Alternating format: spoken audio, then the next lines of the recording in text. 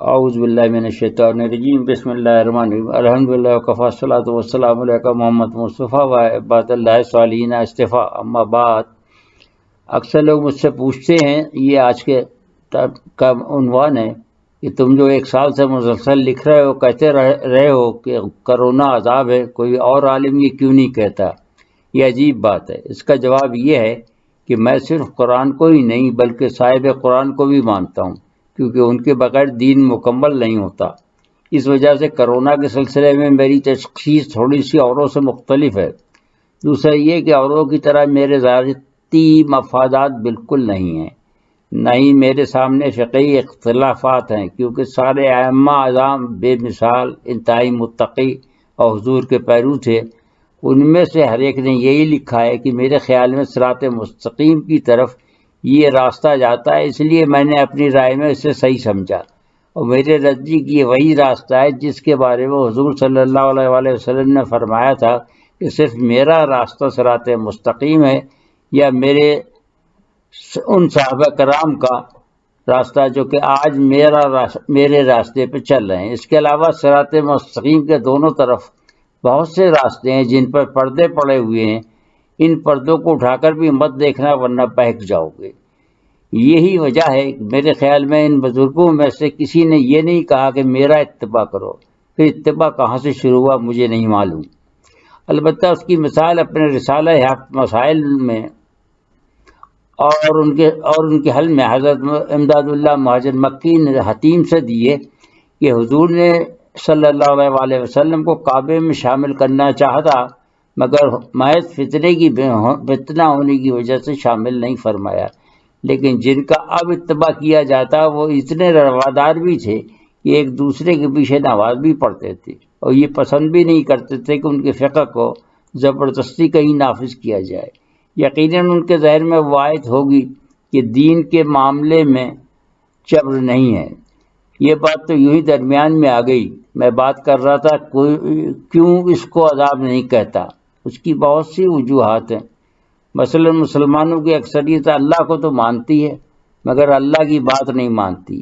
اگر مانتی ہوتی تو مسلم ممالک خصوصاً مملکت خدا داد پاکستان میں رمضان شریف میں حرام خوری کرنے والے، گرہ فروشی کرنے والے، چور بازاری کرنے والے اور اس فن کے دوسرے ماہرین باہر سے امپورٹ کرنا پڑتے، کیونکہ سب وہاں متقی ہوتے، یعنی اللہ سے ڈرنے والے ہوتے، تو ان کا یہ عقیدہ ہونا لازمی تھا کہ ہمیں اللہ دیکھ رہا ہے، تو کب تولتے ہوئے ان کے ہاتھ کانپنے لگتے۔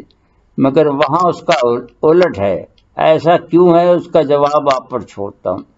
میں کیوں اوروں سے مختلف ہوں اوپر کے مضمون میں آپ کو جواب مل گیا ہوگا، اس کو آپ بھی اختیار کر لیں۔ اس سے بہتوں کو انشاءاللہ رہنمائی ملے گی۔ رہا میری طرف سے میرے اپنی صفائی میں جواب تو عرض یہ ہے کہ میں ہر معاملے میں قرآن سے رہنمائی لیتا ہوں، یا پھر صاحب قرآن سے رہنمائی لیتا ہوں، جیسا کہ تمام مسلمانوں کو حکم ہے، جس کو عام مسلمانوں نے آج کل چھوڑ رکھا ہے۔ کیوں؟ یہ بھی آپ ایسا سوال کرنے والوں سے ہی پوچھے تو بہتر ہے۔ شاید یہ آیتیں اور یہ معنی اور تفاسیر ان کی نگاہ سے نہ گزری ہوں، ورنہ وہ بھی یہی کہتے جو میں کہہ رہا ہوں۔ یہ تمام آیات میں نے ابن کثیر سے لیے، جو کہ میں آگے پیش کرنے جا رہا ہوں۔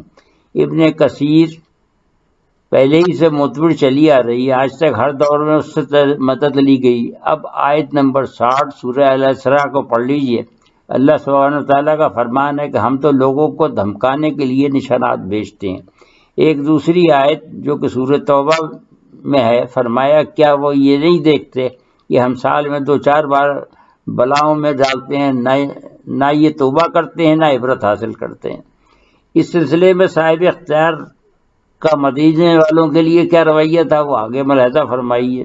جو کبھی بھی صاحب اقتدار نہیں رہے تھے، صرف حضور کے جید علماء میں سے ایک تھے، ان کا رویہ یہ کیا تھا؟ وہ یہ تھا کہ حضرت عبداللہ بن مسعود رضی اللہ تعالیٰ عنہ کا اس وقت کوفے میں قیام تھا کہ زلزلہ آیا۔ انہوں نے فرمایا کہ اے کوفے والو، تم سے اللہ یہ چاہتا ہے کہ تم اس کی طرف جھک پڑو۔ تو وہ فوراً اس کی طرف جھک جانا چاہیے. جبکہ مدینہ والوں میں منورہ میں ایک مرتبہ متواتر زلزلے کے 4 جھٹکے محسوس ہوئے تو حضرت عمر جو اس وقت صاحب اختیار تھے، اس حیثیت سے ان کا رویہ کیا تھا وہ ملاحظہ فرمائیں. واللہ اہل مدینہ، تم نے ضرور کوئی نئی بات شروع کی، باز آ جاؤ ورنہ میں تمہیں سزا دوں گا. اس کے آگے حضرت ابن کثیر ایک متفقہ علیہ حدیث لائے ہیں. حدیث یہ ہے کہ سورج و چاند اللہ کی نشانیوں میں سے 2 نشانیاں ہیں. کسی بڑے آدمی کے مرنے سے ان پر کوئی فرق نہیں پڑتا، اس سے اللہ تعالیٰ اپنے بندوں کو خوفزدہ کر دیتا ہے. جب تم یہ دیکھو تو توبہ اور استغفار کی طرف جھک جاؤ. پڑھو، اے امت محمد، واللہ اللہ سے زیادہ غیرت مند کوئی نہیں ہے. اس کے لونڈی و غلام زنا کریں. اے امت محمدیہ، واللہ جو میں جانتا ہوں وہ اگر تم جانتے تو ہنستے کم اور روتے بہت زیادہ. جبکہ صاحب اختیاروں کے صاحب اختیار کا رویہ کیا تھا کہ حضور اگر کالے بادل بھی آتے دیکھتے تو پریشان ہو جاتے کہ کہیں یہ پانی کے بجائے آگ نہ برسانے لگیں، اور فوراً دعاؤں میں مصروف ہو جاتے. ہمارے دور میں علماء اور مسلمان حکمراں کیا کر رہے ہیں؟ جواب پھر آپ پر چھوڑتا ہوں. اگر مجھ سے پوچھنا ہے تو جواب یہ کہ ان کا یقین اللہ اور اس کے رسول اور کتاب پر پختہ تھا، جبکہ آج سوائے اللہ والوں کے جن کی تعداد انتہائی قلیل ہے اور کسی کا ویسا ایمان نہیں ہے. اب اس کا حل کیا ہے؟ وہ بھی سورہ الشورى میں آیت نمبر 30 ملاحظہ فرما لیجئے کہ تمہیں جو تو تکلیفیں پہنچتی ہیں وہ تمہاری اپنی کرتوتوں کی وجہ سے ہیں. پھر اللہ کے نوازنے کا بہت تفصیلی سے ذکر ہے 31 میں ہے کہ ورنہ بندے کا ایک دن جینا بھی مشکل ہو جائے. اب سوال یہ ہے کہ اس کا حل کیا ہے؟ تو وہ ہے توبہ.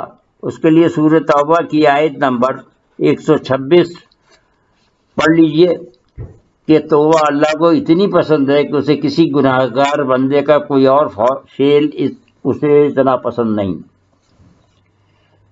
نہیں ہے کہ اسے عطا دے کر اللہ سبحانہ تعالیٰ خوش ہوتا ہے. کہ صحیح مسلم کی حدیث میں ہے کہ جیسے کوئی مسافر پیاسا ہو اور اس کا وہ اونٹ گم ہو گیا ہو جس پر پانی توشہ اور سب کچھ لگا ہوا تھا، اور وہ اسے تلاش کر کے تھک کر گر گیا ہو اور یکا ہے کہ اس کے سرانے آ کر کھڑا ہو جائے. جبکہ بندہ عجیب جتن کرتا ہے. ہم نے اپنے بچپن میں دیکھا ہے کہ لوگ ایسے جتن کرتے ہیں جن کے پاس مشکوک یا حرام کی کمائی ہوتی ہے کہ بھائی ہمیں حج پر جانا ہے، ہمیں اپنی کمائی پر کوئی شک پڑ گیا، جتنا چاہو ہم سے رقم اوپر لے لو، یہ مال بدل دو. جبکہ اب علماء کو ہم نے یہ ٹی وی پر کہتے ہوئے سنا ہے کہ حلال خالص تو اب کہیں ملتا ہی نہیں. جس کے مال میں حلال کا غلبہ ہو وہ بھی مسجد میں لگایا جا سکتا ہے. اور جو لوگ حج پر جاتے ہیں وہ تو اس حلال یا حرام کے چکر میں پڑتے ہی نہیں ہیں. جبکہ اللہ تعالیٰ فرماتا ہے کہ میں کسی کو سزا دے کر خوش نہیں ہوتا. تم پہاڑ کے برابر گناہ لے کر میرے پاس آ جاؤ، میں معاف کر دوں گا. اور یہ کہ میں نے 99 حصے رحمت کے اپنے پاس رکھے ہوئے ہیں اور تمام مخلوق کو صرف ایک حصہ دیا ہے. اس پہ دیکھو ماں کا کیا حال ہے، اس پر ماں کا حال یہ ہے. جبکہ ایک حصے میں اتنی بڑی مخلوق شریک ہو تو اس کی حالت یہ ہے کہ وہ خود مر جانا پسند کرتی ہے مگر بچے کو پھانس بھی لگنا پسند نہیں کرتی. تو پھر 99 حصے رکھنے والے مالک کا کیا حال ہوگا؟ مگر بندے اس کی طرف جھکنے کے بجائے اس سے بھاگ کر شیطان کے پیچھے چلنا پسند کرتے ہیں جو جہنم میں لے جانا چاہتا ہے. اللہ سبحانہ تعالیٰ ہمیں عقل اور توفیق عطا فرمائے. آمین.